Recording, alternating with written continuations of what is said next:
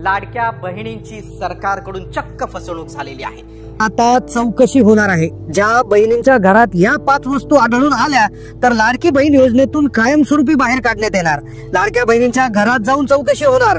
ज्या बहिणींच्या घरात या 5 वस्तू आहे तर त्यांना अंगणवाडी सेविकांना हे काम दिलंय। अंगणवाडी सेविकांच्या माध्यमातून या 5 वस्तू जर तुमच्या घरात आढळून आल्या, त्यांना ते माहिती पडलं तुमच्या घरात या 5 पैकी एकही वस्तू असेल तर ताबडतोब ऑनलाईन पद्धतीने तुम्हाला या योजनेतून बाहेर काढण्यात येणार।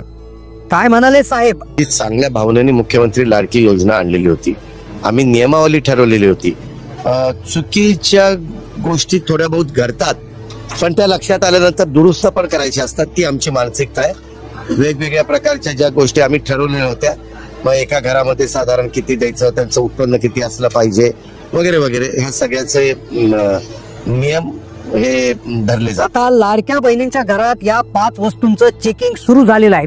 अंगणवाडी सेविकांना मोठी जबाबदारी दिली आहे। अंगणवाडी सेविकांना सर्व आदेश आणि अधिकार दिलेले आहेत। ही जबाबदारी दिली, आदेश वरून आलाय। महाराष्ट्र सरकारने लाडकी बहीण योजना सुरू केली आणि महिलांनी लवकरात लवकर अर्ज भरले, काही गडबडीत अर्ज भरले, पण आता त्यांच्यासाठी जे नियम आहेत तर ते नियम लागू झाले आहेत आणि त्याची पडताळणी आता घरोघरी जाऊन होत आहे। तुमच्या घरात आता एक प्रकारचा सर्वे होतोय, घरात येऊन चौकशी होतोय। पूर्ण महाराष्ट्रातील 36 जिल्ह्यामध्ये सर्वे सुरू झालाय। या सर्वेच्या माध्यमातून या 5 पैकी एकही वस्तू तुमच्या घरात आढळून आली तर तुमची चौकशी होणार आणि तातडीने ऑनलाईन तुमचं नाव लाडकी बहीण योजनेतून रद्द केलं जाणार। कोणत्या त्या 5 वस्तू आहेत, या 5 पैकी एकही वस्तू तुमच्या घरात आढळून आली तर योजनेतून बाहेर काढणं जाणार आहे। पटापट आपण पाहून घेऊयात या 5 वस्तू कोणत्या आहेत, कशा पद्धतीने चौकशी होणार आणि या चौकशीमधून बाहेर निघण्यासाठी तुम्हाला काय करायचं आहे। सर्वात पहिली चौकशी होणार, पहिली वस्तू जी तुमच्या घरात असली ती म्हणजे 4 चाकी वाहन।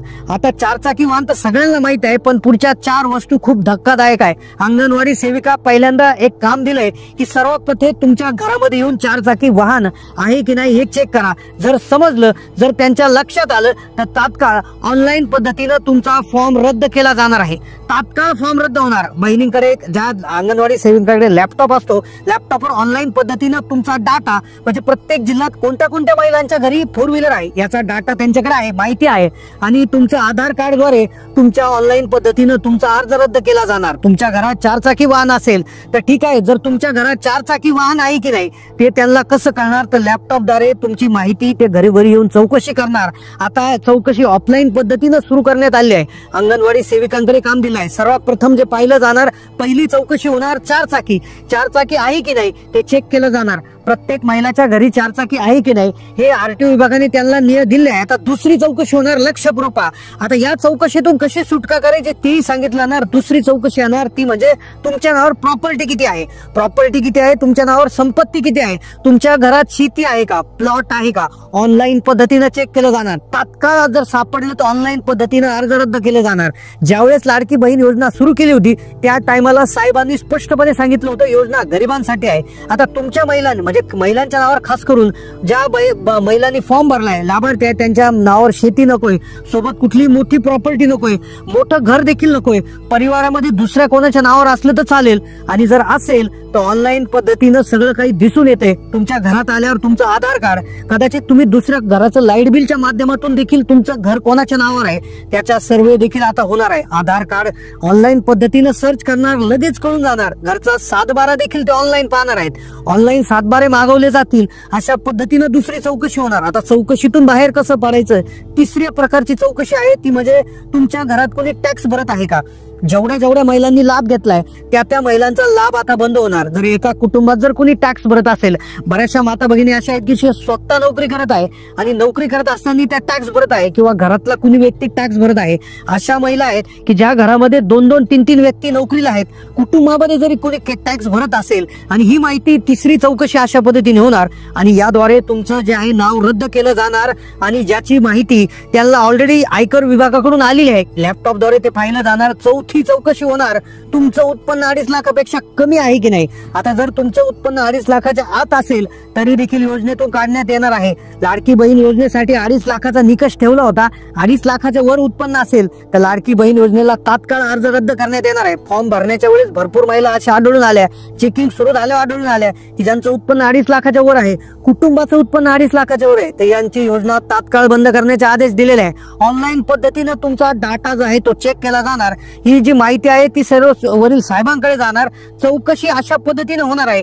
5वा निकष जो आहे, 5व्या पद्धतीची चौकशी कशा पद्धतीने होणार आहे, पण त्याआधी 2.5 लाखाच्या वर उत्पन्न असल्यास सगळ्यात महत्वाची गोष्ट अशी असणार आहे की 2.5 लाख रुपये उत्पन्न चौकशी कोणाचे होणार, ज्यांचं पिवळं आणि केशरी रेशन कार्ड आहे त्यांच्यासाठी थोडंसं घाबरायची गरज नाही. कारण की पिवळं रेशन कार्ड ज्या लोकांचं उत्पन्न 15,000च्या आत आहे आणि केशरी रेशन कार्ड ज्यांचं उत्पन्न 15 ते 1 लाखाच्या आहेत, ह्या दोन्हीसाठी.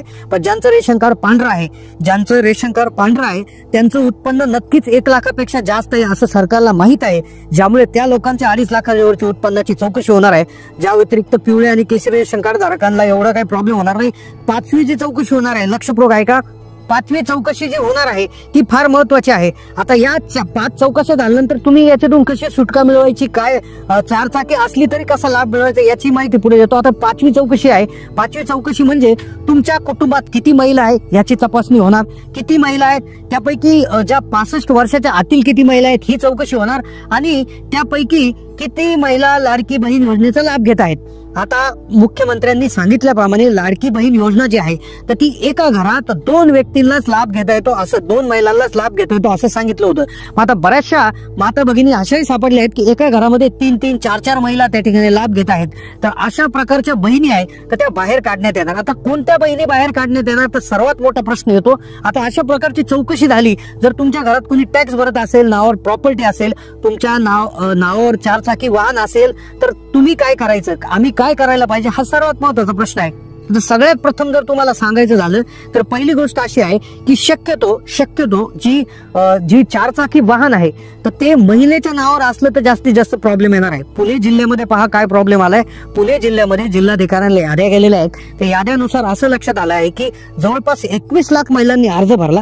त्यापैकी 20 लाख जवळपास 90,000 महिलांचा अर्ज मंजूर झाला आणि आतापर्यंत त्या लाभार्थी महिला आहेत.